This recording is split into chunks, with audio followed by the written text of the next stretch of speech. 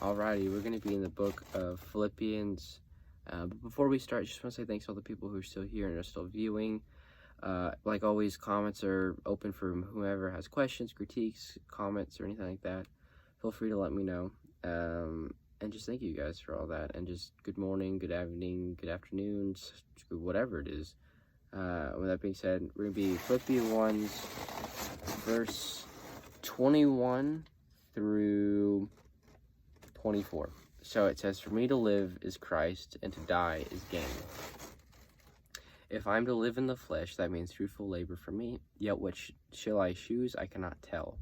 I am hard pressed between the two. My desire is to depart and be with Christ, for what is far better? But to remain in the flesh is more necessary on your account. Convinced of this, I know that I will remain." We're going to stop before that. That's verse 25. But verse 24 ends with, "But to remain in the flesh is more necessary on your account." And on your account, this is a letter from Paul to the Philippians, so the your in this is the Philippians, so that's what the your is. But first things first, it starts off with a very impactful verse that says, "For me to live is Christ, and to die is gain." That means that you're living with Christ. To live, you're living to serve Christ, help others, and just be with God and find that fulfillment and be happy. And to die is gain, because you're dying, but you're getting to spend that eternal life with God, and you're being able to just have that joy. And death isn't something to be scared of. It's more like you're gaining the eternal life, and it's something that is good.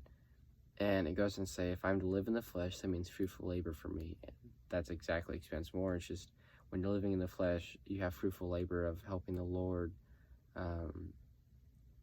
and just helping people and working hard, and you just get to experience the fruit of that. And whether it be with blessings, whether it be with having people become friends, building new relationships, it's just all fruitfulness. And so it can be hard to know, like, why is it that dying is gaining? Because in this case, I guess Baxter would help. Paul is currently in jail, and he's going to be executed. So this is kind of him talking about, if I'm to die, I'm gaining, I'm going with Christ. But if I were to live, I can help others, serving Christ and being a servant. And so that's what he's talking about here. And that's what he means by, "Yet what shall I choose, I cannot tell." And then it says, "But to remain in the flesh is more necessary on your account." Sometimes people are faced with a decision like he is, but of dying or living. But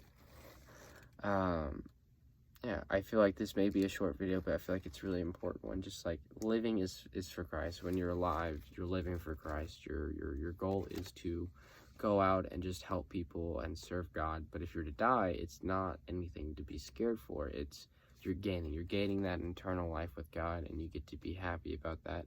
And so it may not be the most in-depth verse, but I just feel like it's really good.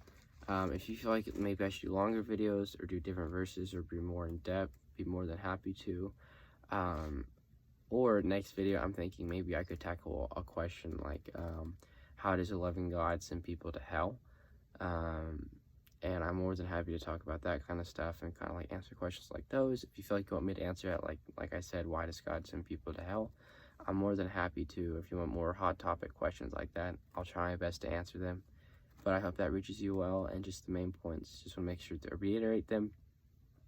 To live is gain, or to live is Christ, excuse me, because you're living living in faith. You get to experience the joy, the blessings, and everything. To die is gain, because you're getting that eternal life that's far better than this one. So hope this reaches well. Sorry it's so short, but everyone have a good one. Appreciate it.